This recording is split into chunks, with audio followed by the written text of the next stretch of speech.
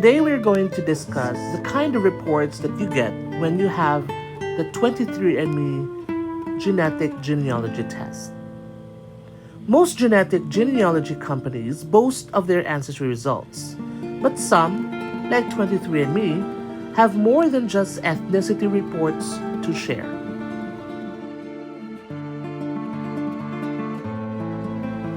So obviously, the first and most important report that you get from your 23andMe results is your ancestry composition.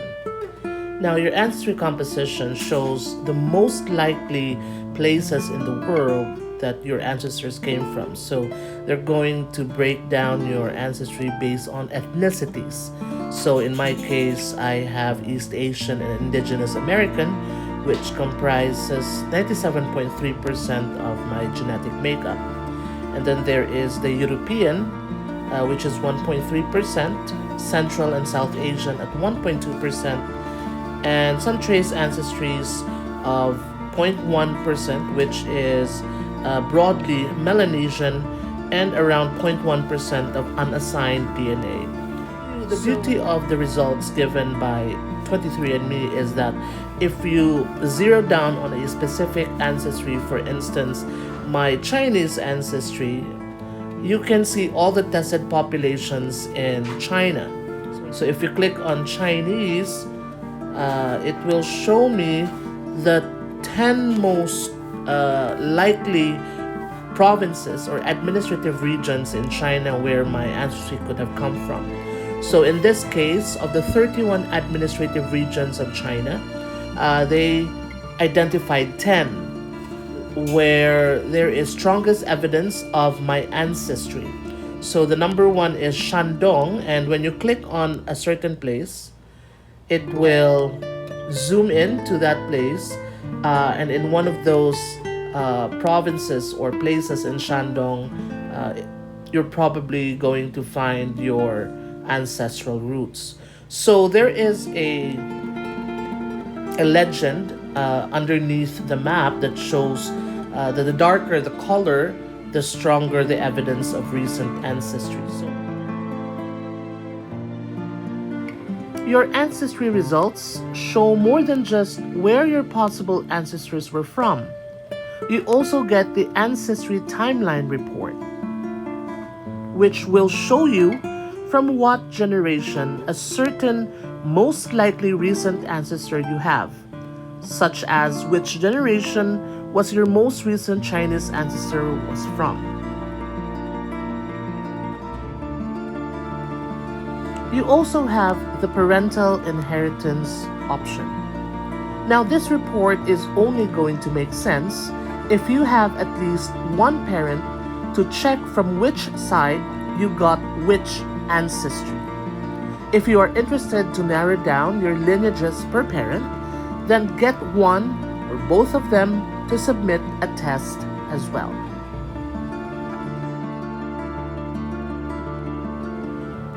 The next report is the chromosome or DNA painting report.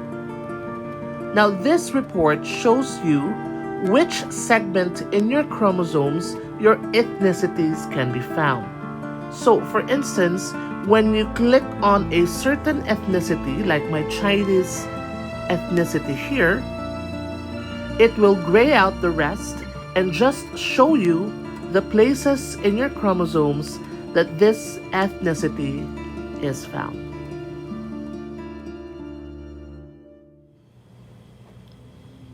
We also have the Neanderthal ancestry.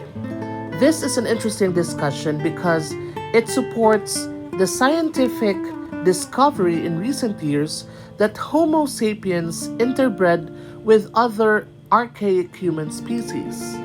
Most modern man can expect at least a small percentage of Neanderthal DNA, with those from East Asia having the highest. So in my case here, the report tells me that I have more Neanderthal DNA than 99% of other 23andMe customers.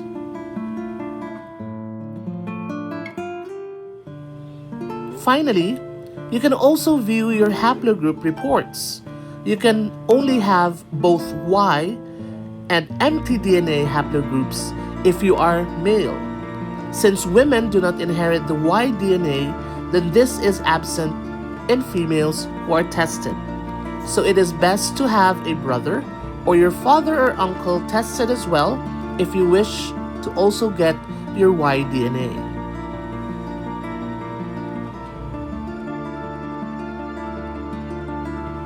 Other reports include the DNA Relatives Report.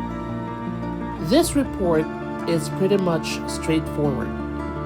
It lists down all the possible relatives you have in the database. In my case, they found 1,500 people who I match genetically. So when you click on a certain relative, you can see a family tree showing how you two are mostly related.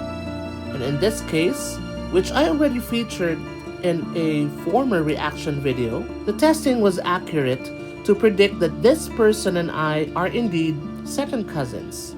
You also get to compare ancestries and maternal and paternal haplogroups. You also get to compare your Neanderthal ancestries as well. And when you click on Find Relatives in Common, you also get to see which other people in the database you are both related to.